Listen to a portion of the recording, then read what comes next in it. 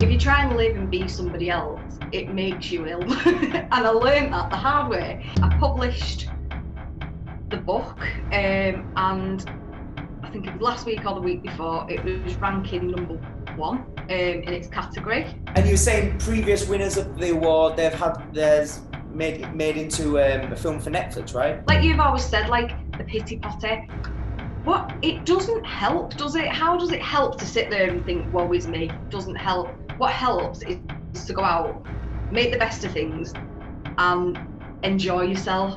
No, you do not choose the struggles that you have, but you can choose how to respond to those struggles. If you're happy to talk about it, what were some of the hardest parts when you did have the eating disorder? Well, I should have done this, and I should have done that, and I should have done this, but I let the opinion of Karen at aerobics get in the way. You reached a point where you was like, fuck this, it's not good enough. I've been going for a little walk every day anyway. So whatever turn it, I am a competitive person, so I like a good challenge.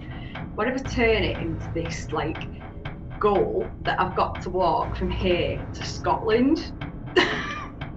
6,000 strangers have read your material, your ideas, your concepts.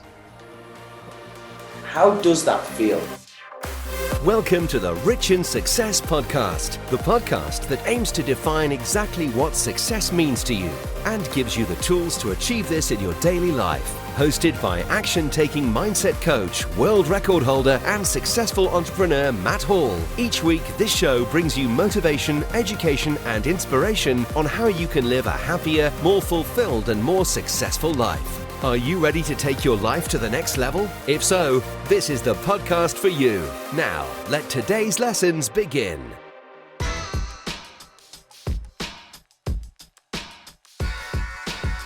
And just before we dive straight into today's Rich in Success podcast episode, I wanted to share with you what becoming a Rich in Success member could actually do for your life. Now, if you're somebody that is at a point where you're serious about positive change, whether that be in your health, your well-being, your mindset, your business, your career, your finances, or your relationships, the Rich in Success membership is perfect for you. For just £39 a month, you get access to over 40 training videos where I'll be taking you through everything from goal setting. We'll be looking at high performance habits. We'll be looking at different changes you can make to your mindset and your attitude that are going to be able to propel you to have more success in every single area of your life. And in addition to these training videos, every month you will get a live group coaching call with me where you can ask me any questions about the content or about things that you're going through in your life so that I can help you personally as your coach. And as well as that, there will be exclusive bonus interviews with experts in a variety of fields. I'm bringing together the best minds, the best experts from all around the world to give you access to the very best content to help you move forward in your life. All this for just £39 a month, reoccurring subscription that you can cancel at any time. To become a Rich in Success member today, please click the link below or head on over to richinsuccess.com where you can sign up there, and I will look forward to seeing you in the exclusive members area very soon.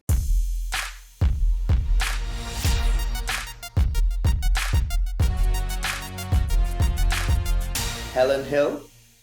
Hello. So I'm starting with your name because we just chatted before we hit record.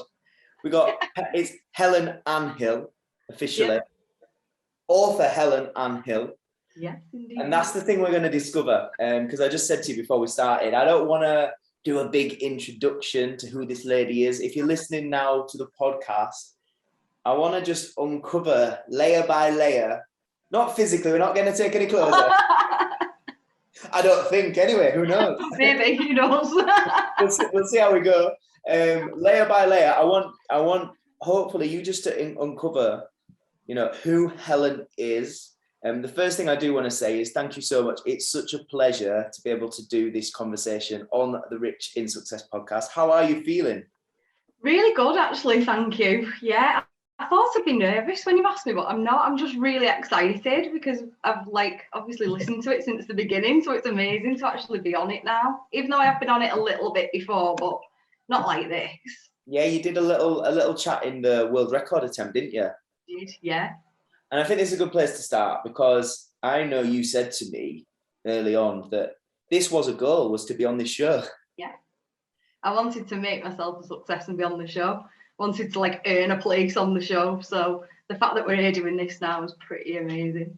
I'm so proud of you. So what I will say at this stage is Helen was officially my first ever client that I coached, that I worked with as a coach, a mentor, and we are literally coming up to 2 years this next month, aren't we? Yeah, yeah.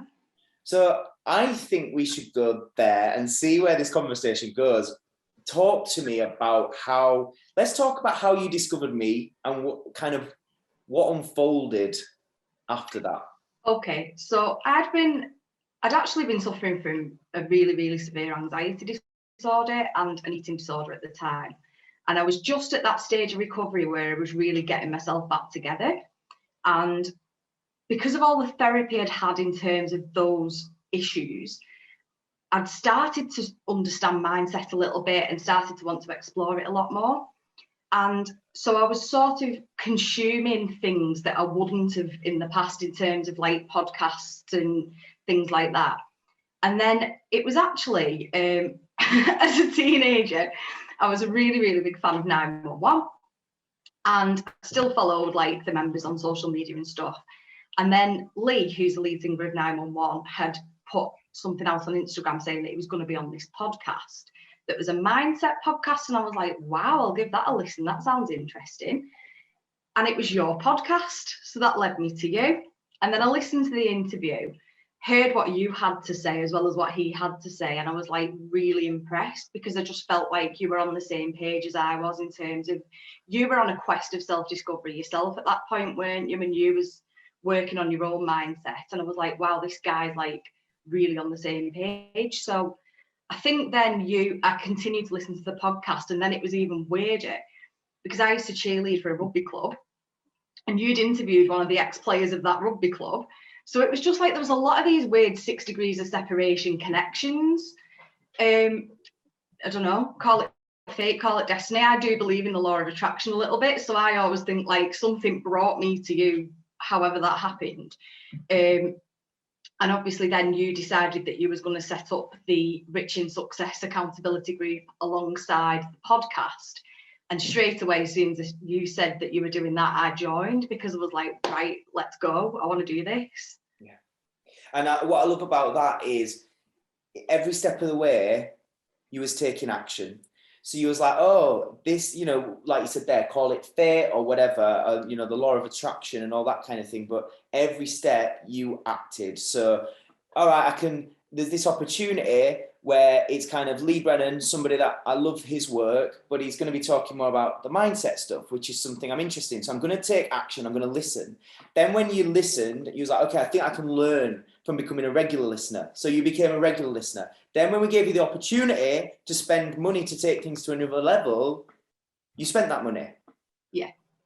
Then I actually became a coach, and you then spent money on me working with you one-to-one. Yeah. When I was fucking so cheap, man. Yeah, You got it. You were lucky. Well done value for money.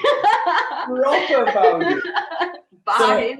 So, when you came to me at that stage, there was things you spoke about where you was on this journey of working on, the anxiety.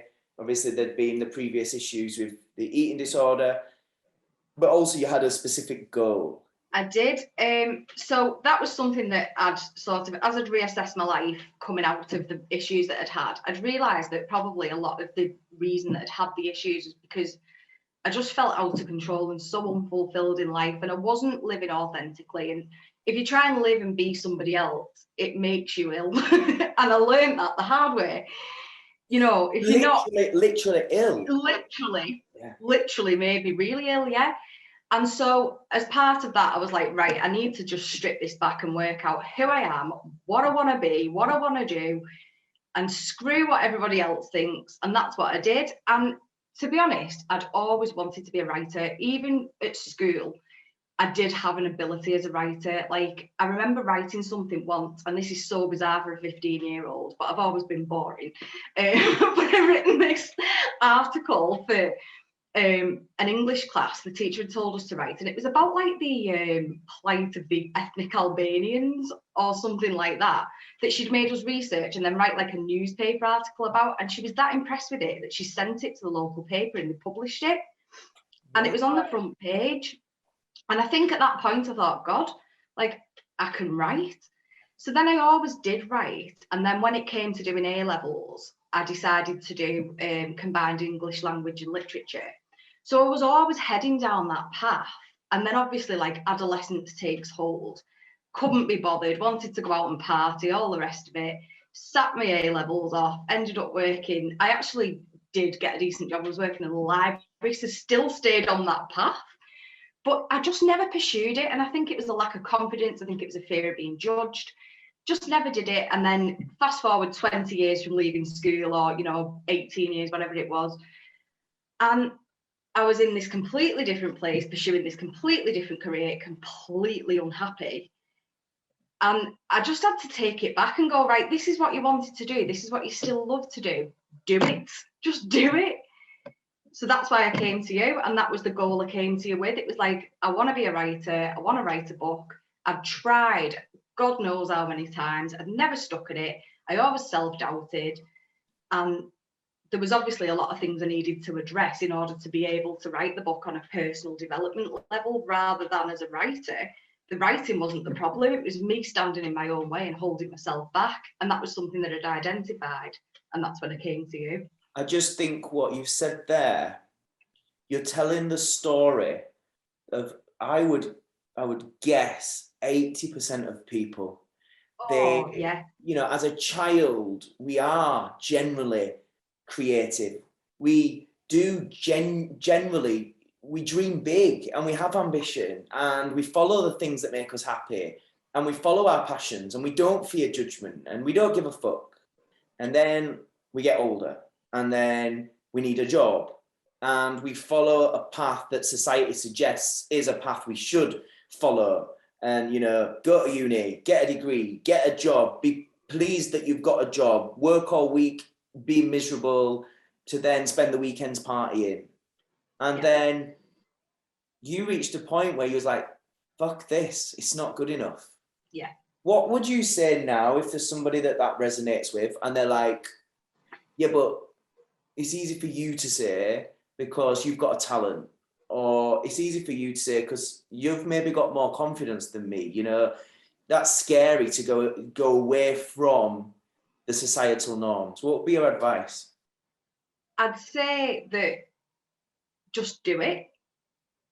I don't think I've got any more talent than the next person. I think everybody's gifted at something. And I think that most of us are just massively undervaluing ourselves. And I think most of us are massively self-doubting to a dangerous degree. So I would just say, just do it. Stop fearing, stop being scared of living, because you're going to die.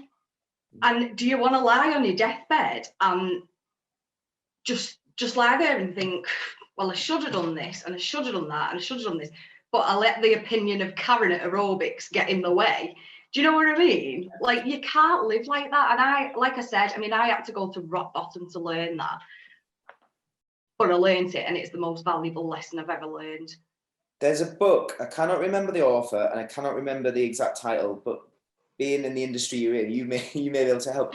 It's something like The Regrets of the Dying, and it's somebody that worked with people, in their final hours.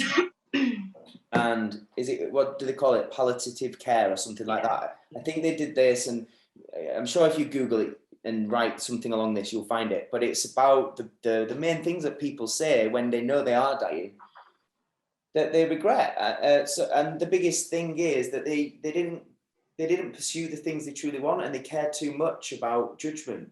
And I think, what you're saying there is absolutely spot on. And I also think if you are listening to this and you are in that place, just decide what's the first step. Yeah. What is the first thing to making a change in the direction I want to go in. I think people just get too overwhelmed. Absolutely. And it's that thing, they go from, it's the all in versus the all out mentality. And people do it with weight loss. They go from just eating whatever the fuck they want, doing no exercise, to then getting depressed, feeling shit about it. And then they go, enough's enough. And then they go to doing 25 Zumba classes a day, only getting lettuce in the cupboards and having no chocolate, nothing. And of course, it's not sustainable. So I think it's super important to just ask the question, what's one step? What's the first step to change? Absolutely. And enlist the help of somebody that knows how to progress this journey.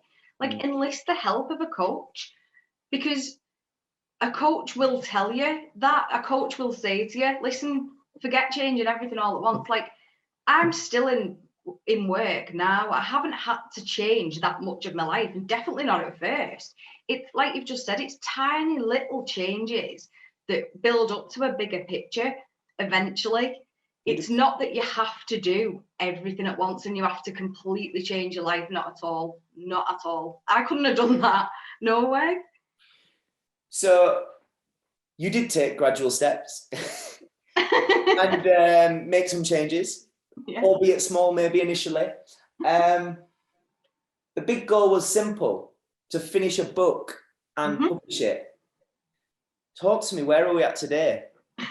We finished the book. I've actually written 2 books now. I published the book and I think it was last week or the week before, it was ranking number 1 in its category. It's an ebook and it was ranking number 1 in its category. So if that doesn't go to show that you can do it, I don't know what does.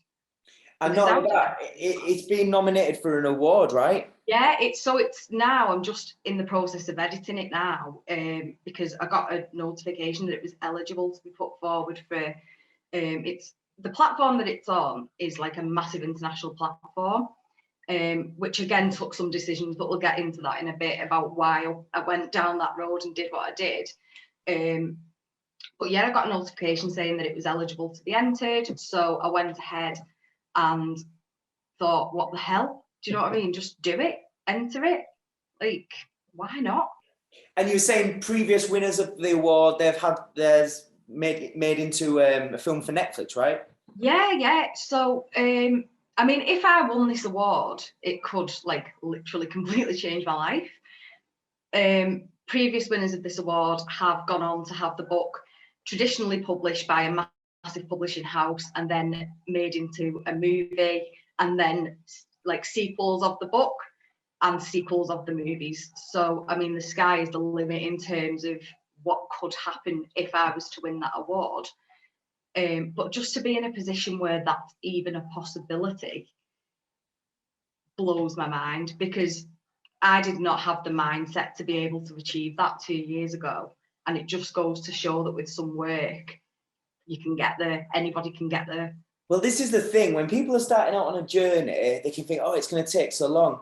Like, let's just reiterate, that is 2 years. There was no book 2 years ago. You hadn't written it. It's now not only finished, it's published, it's number 1 in the rankings, and it's eligible for an award that could then turn it into a fucking Netflix film. Like that's, and it's not even been 2 years. Like, it's not even 2 years yet. And I think this is one of the reasons I was so passionate about getting you on this show, is because I think it's all well and good, you know, I can get experts in fields to come on and discuss, you know, what they're an expert about. And then I can get people, you know, that have got, you know, people that have been famous on television, people like Lee Brennan from 911. And I think a lot of the time people find it hard to resonate with their story because it seems so far-fetched. Yeah. You was a listener of this podcast, just like they are right now, that just took those steps, and you're now, you know, potentially going to be nominated as a potentially an award-winning author. It's all on the cards, right? It can happen. In less than 2 years. You said something there about you didn't have the mindset. So what would you say have been the main shifts in thinking and the main things you had to go through to get to this point? So I'd say taking back control of my anxiety, because I think that was probably the biggest thing that was holding me back. And I think that's something that I had started to, but it's something that over the last 2 years we've massively made ground on. In fact, to the point that I remember my mum saying to me that you'd given her daughter back because I was just broken. I was broken. And I think the thing is with anxiety, you spend your life running in fear of everything. And you have to learn to like build resilience to not. And it's hard. But you did that step by step, bit by bit, to just say to me, all right, yeah, you've got anxiety, it's there. Carry on, carry on, carry on, carry on. It doesn't matter. Everybody's got anxiety. I always viewed it as like, oh, I've got this debilitating, terrible illness. Like I have the anxiety disorder that I've got is classed as a disability. Do you know what I mean? Like if I wanted to, I could roll over and never work again and go, ugh. But at the end of the day, would that serve me? Or is it better to accept that it's there, accept that potentially it could always be there, and continue to live regardless? It doesn't and not just to live, but thrive. Yeah. And this is the thing, what we've got to be so mindful of is when we put a label on something, we add so much weight to it. And you know that you will always act in an alignment with the identity you believe you have. So if you believe you're a lazy person, you're more likely to be more lazy. If you believe you're a night owl, you're more likely to stay up late and not get up in the morning. What we tell ourselves we are, we actually act like. Yeah. And I think one of the biggest things for you is you stopped allowing that label to own your identity, and you just said it's a part of me, but it's a part of everyone as well. Yeah. And that's okay. It's not stopping me. There's no such thing as normal. I truly believe that. I don't think there's any such thing as normal. And you can succeed in spite of challenges. And I think, like, again, listening to your podcast, I remember, and it is still my favourite guest you've ever had, Ross Grant. Yeah. What an inspiring person. The challenges he's facing and the issues that he's got, I'll let you explain.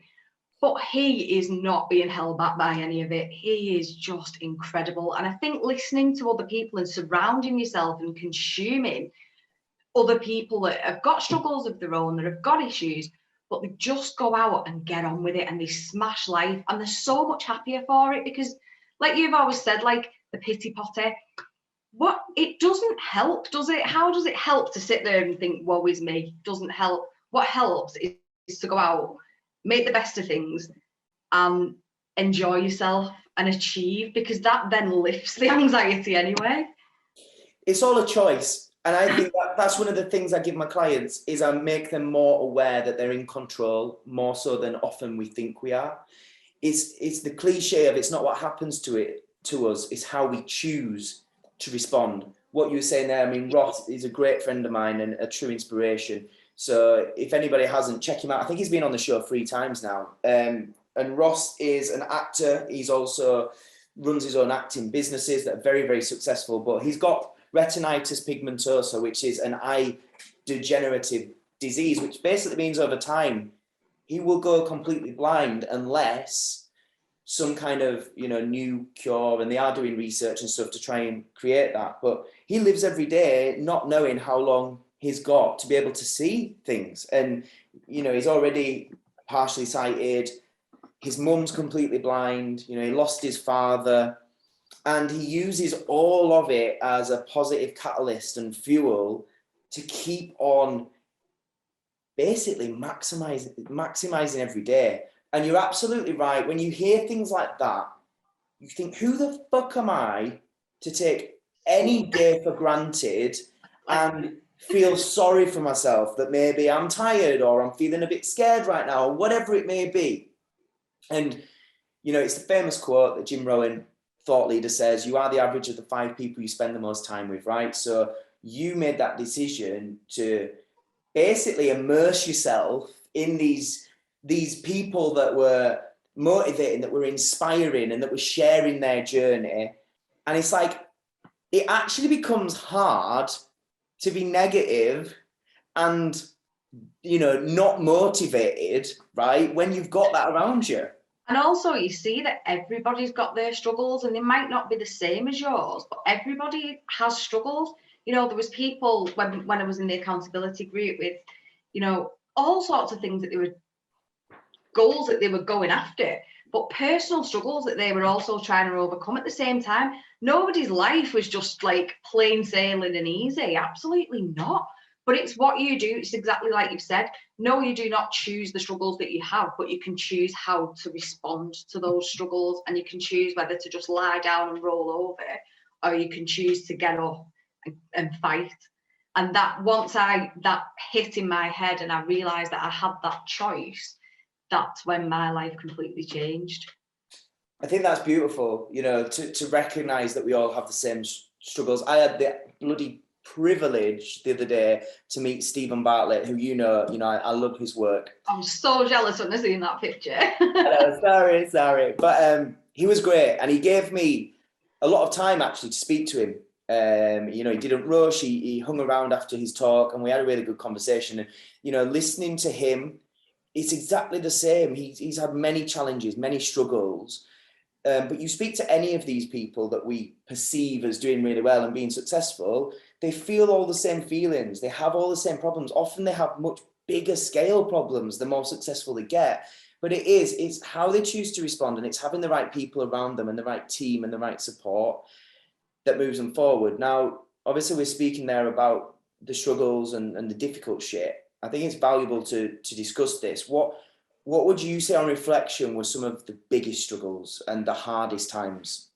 So I'd say initially, probably the realization that I needed to change quite a lot of things. And like you said before, that does get quite overwhelming, but you don't have to do it all at once. You don't have to do it all, you know, overnight.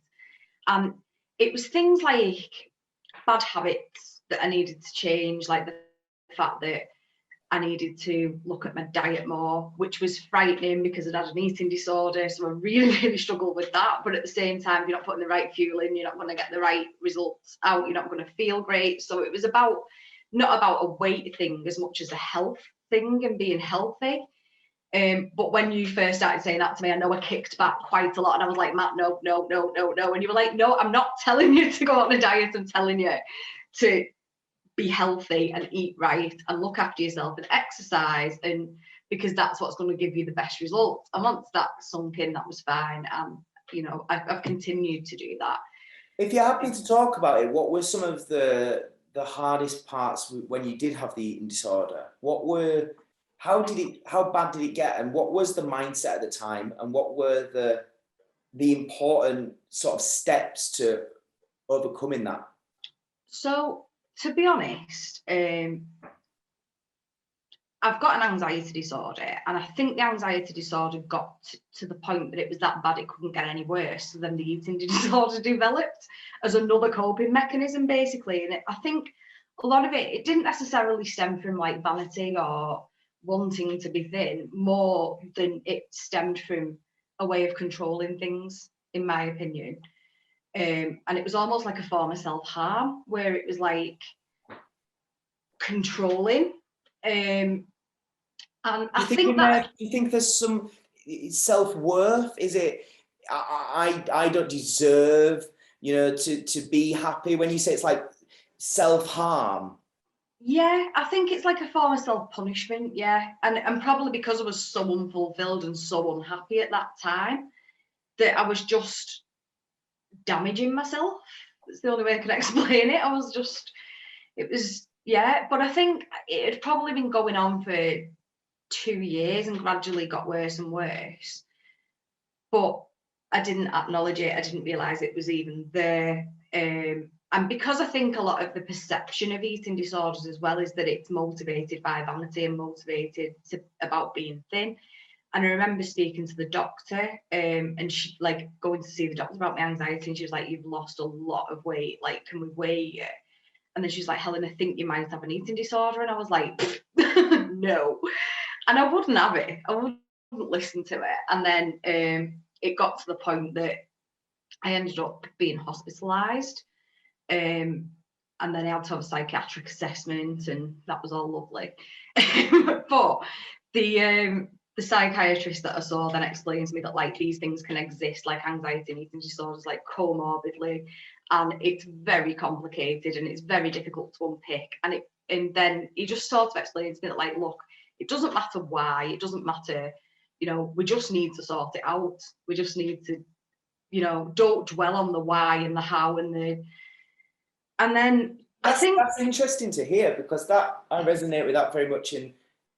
That's the style of a coach. Yes, absolutely. You know, it's that's the approach, is let's just focus on the actions that are going to move us forward, rather than putting the emphasis on the past and the things we can't change. Absolutely, which I think is so important with mental health, because I think, like I've always said, I've had counselling and I've had like CBT therapy, and I always say I think the CBT is far more effective with definitely with the problems I had, because I could sit there for 5 years and come up with reasons why. I'd never know for certain that any of them were actually really the reason why. And also, it doesn't resolve anything, does it? To pin on it, right, well, it was that. I can't go back and change it anyway. So I might as well just focus on going forward and what I can change going forward to make sure that it doesn't happen again, and that I address anything that's sort of, yeah. So I ended up in hospital, and I remember, I think the thing that changed it for me was I'd sort of hid away from my mum and dad, because I think in my head I knew, and they hadn't seen me for about 6 weeks because like I was just in such a bad place. And then my mum and dad come into the hospital and seeing my dad's face when he's seeing me, and I was 7 stone, and he was just like, he was broken. He was devastated. And he was like, you need to eat. I don't care what is going through your head, you need to eat. And that night they brought me some food in hospital, and I ate it, and then I sent him a picture on my phone of like the plate with some of the food gone, and I was like, I've done it and I'm going to carry on doing it now. And then I never looked back. I got an amazing therapist. The mental health team were amazing. They were coming to the house every day, keeping an eye on me and stuff. I was under the crisis team. And yeah, we just addressed it and we got there. And I do think now, maybe it had to happen. As awful as it was and as horrendous as it was to go through, maybe it had to happen, because I think my head was just in not a good place. My life was not in a good place. I probably had people around me that weren't right, and maybe it cleared everything out. I know it's a difficult question to answer, but if there is somebody that's listening that's maybe, you know, in that place where they have got an eating disorder, and I appreciate everybody's situation is complex, everybody's different, everybody's personality is different, and you know there's nuances to each individual person and their circumstances. But if they're maybe in that position where they are hiding seeing people, and they are consciously aware that this is something they're doing but they're ignoring and they're avoiding, what would be the main thing you want to say to them? I think definitely just try to talk to somebody. And do you know what? Sometimes it's easier to talk to somebody that isn't close to you, and open up to them. Maybe even ring, like, I think BEAT, the Eating Disorder Helpline. They're, you know, very reputable, supposed to be very, very good. Or contact a therapist or a coach or somebody that can understand it and help you to take the first steps. And don't feel overwhelmed, because nobody's going to sit you down and make you eat a load of food, you know, the first day, the first week. You know, it can be dealt with slowly, steadily. And it's not that you're not in control, because they do understand. They understand the problem. And I think just it's such a difficult and miserable existence. And my heart breaks for anybody that is in that place right now. It genuinely does. But there's so much light at the end of the tunnel. There's so much light. Look where I am now. And I think that's the main thing to think about, that it, like, dark times don't last forever. And if you just take a little bit of action, it can get better, and it will get better. Talk to us about the challenge you set yourself when, because this is the thing. It's like, this is the beautiful thing of personal development. It's like a catalyst to then, you might go with one specific goal, But then we end up opening it up and everything's transferable. So tell the people what you did. Okay, so I remember this was when we were working together one-to-one, wasn't it? And right at the very beginning, and you've been saying to me, like, right, come on, you need to build some resilience, because I wasn't the most resilient person. I was somebody that the minute things started getting hard, I'd sort of bury my head in the sand and run away because I was frightened. And you'd said that to me, and you were like, I want you to have a good think. You said to me on a coach call, have a good think, set yourself a challenge. I want you to come up with something that's really going to push you, and you're going to have loads of consistency to see through, and this, that, and the other. And I was like, oh God, here we go. And we were in lockdown at the time. It had just started, hadn't it? And I was like, right, what can I do? And I thought, right, I've been going for a little walk every day anyway. So what if I turn it? I am a competitive person, so I like a good challenge. What if I turn it into this like goal that I've got to walk from here to Scotland? It just doesn't make sense, does it? But it was 200k I worked out was here to Scotland. So I was like, right, Matt, I'm going to walk from here to Scotland in 30 days. And I'm going to do it, and I'm going to see it through. And I remember telling Dan, because Dan was working with you at the time, wasn't he? And I remember Dan being like, and I think he thought, you're not going to do that. There's no way she's going to do this. That's never good when you set a fitness challenge and the fitness instructor's like, I don't think this is a good idea. But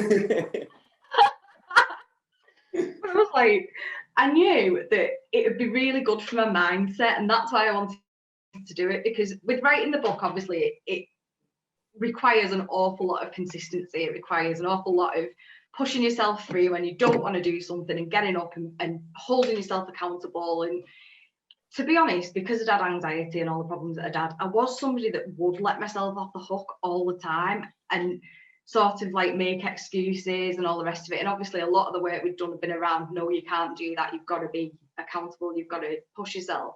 So that's why I went for this challenge.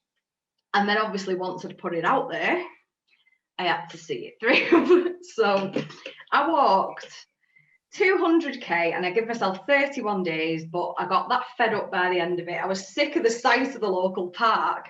I was absolutely sick of it because I wasn't going that far afield. I was just trying to do it like in the local area because we were in lockdown. And yeah, I did it in 30 days in the end. But it was amazing as well because like it taught me a lot about myself. And what would you say specifically? What were the things it taught you?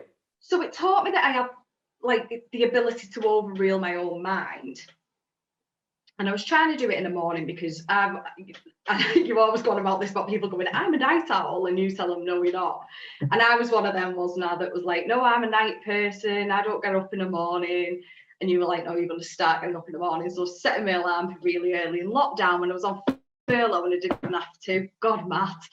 But that's what we did. And so it was learning that I had that ability to like hold myself accountable and to answer to myself and to push myself and to be like, no, you're going to do it. I know you don't want to do it. I know you're tired. I know your alarm's going off at 6:30, but you're going to get up, you're going to get out of bed and you're going to go and do it. And I think, like you've just said, it's a transferable skill in terms of then applying it to writing a book, building a personal brand, whatever you're doing, building a business. To set yourself a completely unrelated challenge can actually teach you a lot about yourself. And I think this is the thing, the discipline you learn in that challenge is something that's so useful for every area of your life. And I think that probably has played a really big part in how you've got a book finished and out there. And I'm curious, as somebody that, you know, one of her wildest dreams was to launch a book. And now it's been how many downloads and listens and read? How many people have read it? Over 6,000. Over 6,000 people from around the world, literally. 6,000 strangers have read your material, your ideas, your concept. How does that feel? Amazing. Surreal.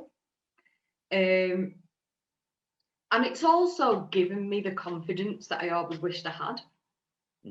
So I remember saying to you when you were coaching me, like, I've got no confidence. Where do I get confidence from? I'm not confident enough. And I remember, like, this whole process of writing a book as well hasn't just been about writing the book. It's obviously been about developing myself to be an author. Yes. And I'm obviously, so pleased you said that in that way, because yeah, it's what we said there about the identity. You've got to grow into being that person. yeah, absolutely. And obviously, I didn't identify as that, and it was very difficult. And you get this massive imposter syndrome when you start taking on anything like that, where you feel like, who do I think I am? Why am I doing this? I can't do this. And all these voices going through your head. But Do you know what's interesting as well? Because you are officially my first ever client, that's exactly me as a coach, right? You know, I'd ran businesses from 19. I'd been on my own journey of personal development and working on my mindset. Obviously, I got qualified in NLP and all the things I got qualified in. But still, you then start working with a real client with a real life, real problems that want solutions. And you think, who the fuck am I to do this? This isn't me. But you keep showing up and you keep going and you keep acting like that person. And before you know it, they're getting results and results are showing up. And you go, well, maybe I fucking am that person. yeah. And then eventually you become that person. You know you are that person because you've achieved those things. Like, there's no doubt in your mind now that you're a coach. You've had how many clients? You've had how much success? You've just come away from doing a massive event now, haven't you, where you're public speaking, and it's the same with me. It's like, when I used to write years ago, I used to hide behind a pen name because I was like, I didn't want people to find my work and read it because I was bothered what they'd think. So it was overcoming all of that and putting work out there under my own name, setting up like my author social media. And it's like, I don't know why, but the fear of judgment people have from other people is so huge. And it's almost like it's blown completely out of proportion because, in all honesty, nobody really gives a shit. Do you know what I mean? When you actually put it out there, that's what you find, isn't it? I'm sure you found the same. 100%. 100%. And you know what you just said there about I've just done a speaking job before I came here. And what's really funny is I touched on this subject of fear of judgment. And I said, who in this room fears judgment if they're going to be honest? Hardly anybody put their hand up. But the funny thing is, why? Because they were so fearful of being judged at the fact that they feared judgment, they were too fucking scared to. And then when I got them a little bit more revved up, everybody put their hand up. Yeah, that's it. That is the madness of it. We care so much of the opinions of others that don't really impact our life. No, you might get like the odd person that'll say to you like, oh, so you're writing a book, blah, blah, blah, blah, blah. But you also get your own mindset to a place where you're like, I really couldn't care less what you think, to be honest. My validation doesn't come from you. My validation comes from the people that are reading the book, that are leaving reviews and telling me that it's good.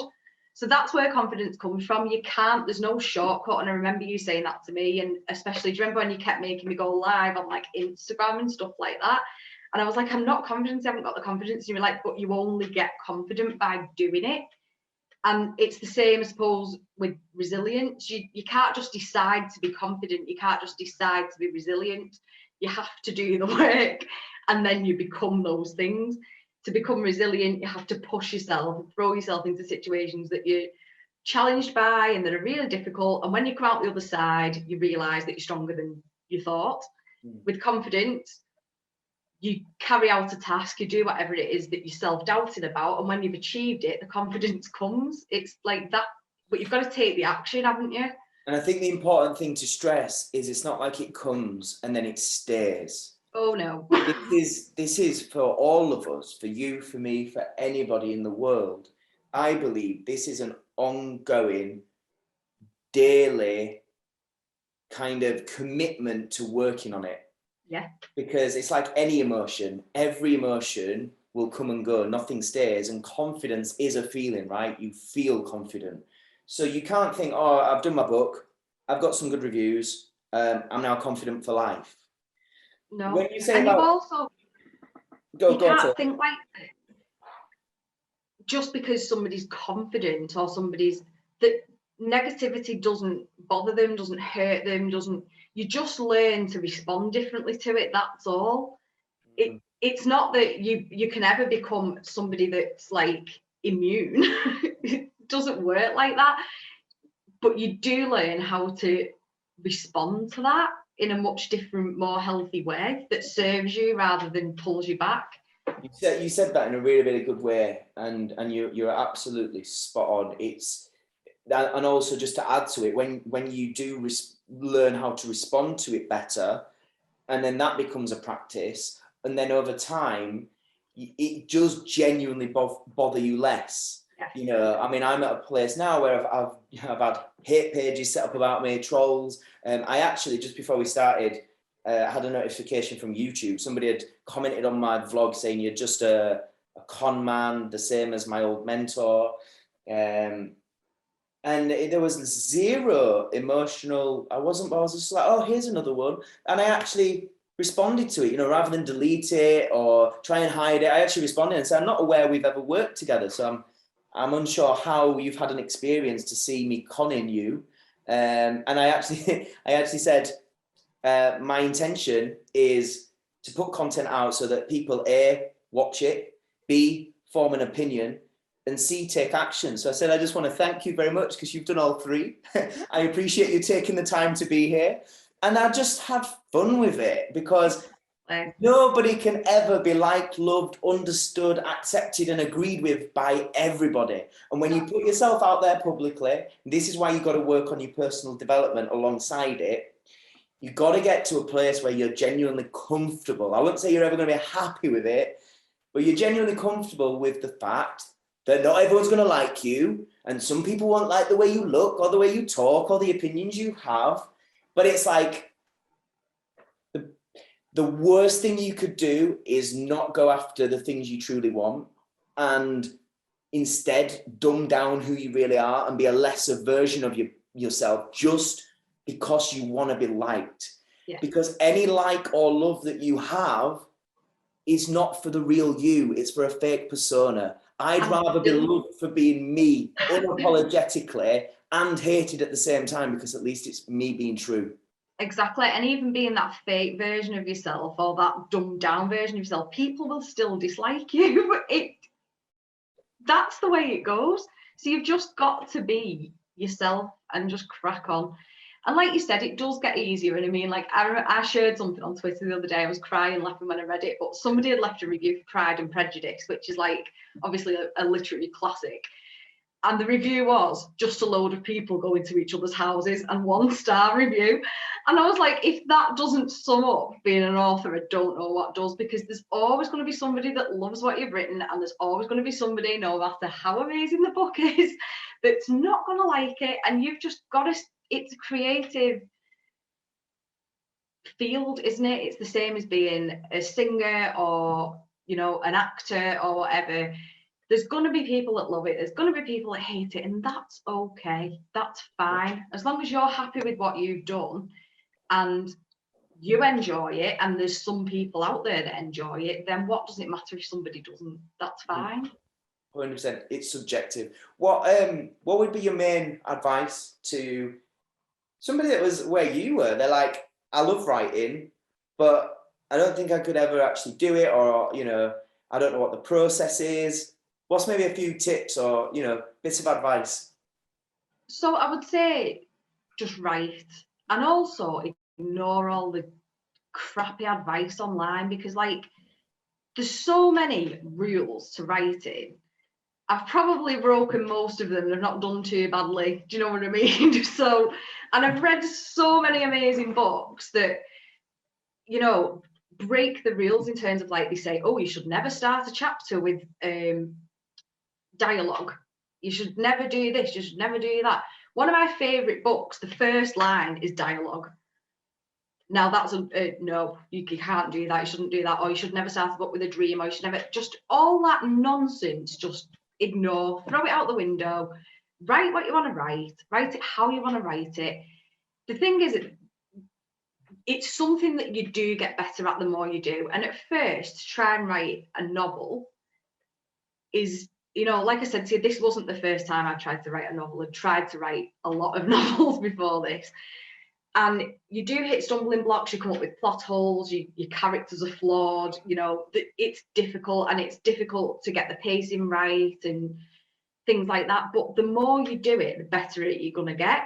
So you just need to keep doing it and just write for fun, write fan fiction, write short stories, just enjoy it, write for yourself. Don't have to put it out there, you don't have to show it to anybody, you don't have to tell anybody that you're doing it until you're ready. Just do it, enjoy it.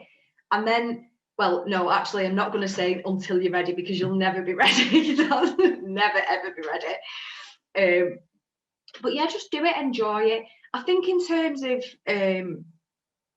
understanding like publishing and stuff, all you can do is educate yourself, read about it, look at authors that you like, what path did they go down, how did they do that. I mean, I've had to make some really, really difficult decisions that nobody else could have made for me, that I still don't know whether they'll turn out to be the right or wrong decisions. But I think through the personal development work I've done, at least I'm comfortable with them. And I think I've made them well informed. So to give you an example, a couple of months ago, I got an email from a publishing company who contacted me and offered me a publishing deal for this book, that is because I've self-published this book, which was a decision I had to make. I could have gone down the route of trying to find a literary agent and then trying to get it traditionally published. But when I researched and looked into other books in its genre and things like that, they seem to be doing better on this platform, which is called Wattpad, which is, you know, something that the younger generation are massively into. It's sort of like us in our 30s looking at TikTok, do you know what I mean? Where it doesn't make a lot of sense to us, but that's where young people read now. They don't go to a bookshop. Maybe they do download on Amazon, but maybe not as much. And so I had to pick where I was going to put this book, and it was something that took a lot of deliberation, because in my head I wanted to hold a physical book and I wanted to be like, this is my book, this is, you know, but ultimately I took the decision to publish it as an ebook on this platform called Wattpad, where you publish it for free as well. So I wasn't making any money off it. But looking at the bigger business decisions further down the line, I had to look at short-term gain, long-term gain. I had to look at having like this scarcity mindset or having a more abundant mindset. And so the decisions I made were based on stuff that I'd learned in personal development. So ultimately I got this offer of a publishing deal, which was again to publish it as an ebook on a different platform. And they offered me £1,500 up front and then royalties. And at first I was like, oh, £1,500, wow, for my book. And I'm this rubbish writer that can't do anything. But then the more I thought about it, I read the contract, they were looking for exclusivity. And I thought, do I value that work? You know, if I never got a penny in royalties from it, that'd be it. They then own the exclusivity to it. If a movie studio comes along, they're going to get a massive cut. And I just thought, you know what? No. And I just valued myself higher than that. So I turned it down. And as it's turned out, it's so far been a good decision, because the award that it's going forward for now, on the platform that I've kept it on, as I've said earlier in the podcast, the rewards from that could be massive. And not only that, but they will demand exclusivity in their contract. So had I have sold it on to them, I could have never gone forward with this. What an incredible answer, because let me explain why I think it's incredible, because everything you just said there is so powerful for writers. But it's absolutely true. Every single word can be applied to life. Yeah. Because you spoke there about breaking the rules. When you were saying about writing, you were saying about go against the, you know, we could call it cultural norms, society's expectations. If we're not just speaking about the book, stop going by everyone else's blueprint for what makes a successful life. Follow your gut, follow your instinct, and follow what makes you happy, regardless of what every other motherfucker's telling you the structure for life should be, the same as the structure for the book. And then you also have gone on to speak about, you know, get around and research the people that are doing things how you want to do it, the ones that inspire you, learn from how they're doing it, and go and educate yourself on that, do your due diligence. And then you spoke about knowing your worth, not letting anyone else dictate to you what you're worth and what your potential is. And I was just listening, thinking, this is fucking great advice for writers, but it's great advice for life. But when you met me 2 years ago, would I have said any of that? I was snatched the hand off. Literally, I've just been listening to and absorbing this whole conversation with absolute pride and admiration for you. I'm just super proud of you. And you are honestly somebody that will inspire a lot of people. I know this episode for one will inspire a lot of people without doubt. And for that, I just want to say, well fucking done. It's good to have a fucking in there. Well done.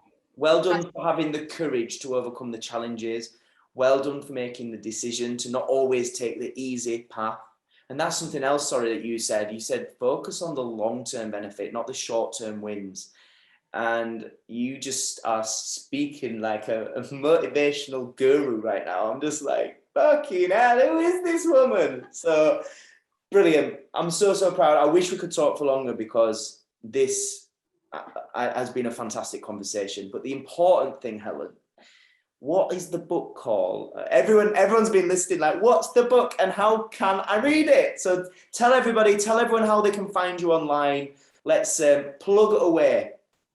Okay, so it's a young adult romantic novella or novel. It was supposed to be a novella. It turned into a novel because it ended up too long. And it's called Spilling the Tea, which is like young people speak for giving the gossip. So like wherever you go, oh, what's the goss? They say, oh, spill the tea. So it's basically a book from the perspective of a teenage girl who is giving the gossip through the format of her diary. And it's a lovely, light-hearted, fun read. I really do like the book. And I think when they say to you, write for yourself, that's why they say it. Because if you enjoy your work, other people are going to enjoy it. And yeah, so it's on a platform called Wattpad. It's actually until the 30th of September going to be a bit up and down because I'm editing it ready to submit it for the Watties, which is the Wattpad Awards, which is obviously what we've been talking about earlier on. So I would probably leave it till after the 30th of September just because I'm sort of taking chapters down and editing them and then putting them back up. But yeah, Spilling the Tea. Can you give us a little spoiler? Like what can we expect from the journey? So it's a forbidden love story. So Sophia, who's the lead character, her life is she's a typical rebellious sort of 15 to 16-year-old. She turned 16 in the book. She's out partying, drinking, going wild. She's got a really overprotective older brother who happens to have a really, really hot best friend. And I'll leave it there because we don't want to spoil it. Ooh. Okay, how can people find you online? So I'm on Twitter, which is at author H.A. Hill. I'm on Instagram, and I can't remember my Instagram handle. I'm so inconsistent. I think it's Health Bells, yeah. Yeah, you can stick them in the description or whatever, can't you? Absolutely, yeah. But I think it's interesting as well, Twitter's your main platform. I think for creatives, it still is one of the biggest platforms, right? Yeah, and you just have to learn as you go, because I kept trying to promote myself on Facebook and Instagram and stuff, and it wasn't really going anywhere. And then I joined Twitter, and I've got like 7,300 followers or something crazy on there. That just seems to be the platform that works with what I'm doing. So yeah, again, with social media, just sort of play the game and try different things. And if something doesn't work, then just be diverse and try something else. And eventually you'll hit on what's right. I totally agree. It's about finding the platform that speaks best to you and that works best for you, and B, where your marketplace, your ideal audience, where they hang out, and and I think that's what you've found with that. So it's absolutely brilliant. And I just want to say thank you so much for being on the Rich in Success podcast. How was it? Have you enjoyed it? Amazing. I've really enjoyed it. Yeah, I really have. And I just want to say thank you to you too, because I genuinely could not have done this without you. And I think that's something that if anyone takes anything away from this, just take away that I know you think I can do it on my own. I'm not going to spend any money on coaching. I'm not going to, and he's not paying me to say this, by the way. But people do think, you know, they undervalue themselves. They don't want to invest in themselves. They don't want to spend the money on coaching and things, but it's worth it, because no man is an island, and it's very difficult to do it alone, especially if you're not surrounded by people that are on the path that you're on, or that are pushing for a better life, people that are playing small. If you get yourself into coaching, you then get yourself around a whole new group of people that are not playing small, that make you feel like your goals are attainable, because they're going after crazy big goals as well. And it does change your life. So I would definitely say, don't try and do it alone. Do definitely get yourself into a community of people that are on the same path, and not necessarily following the same goals, but going after big things. And I think that gives you the very best chance of success.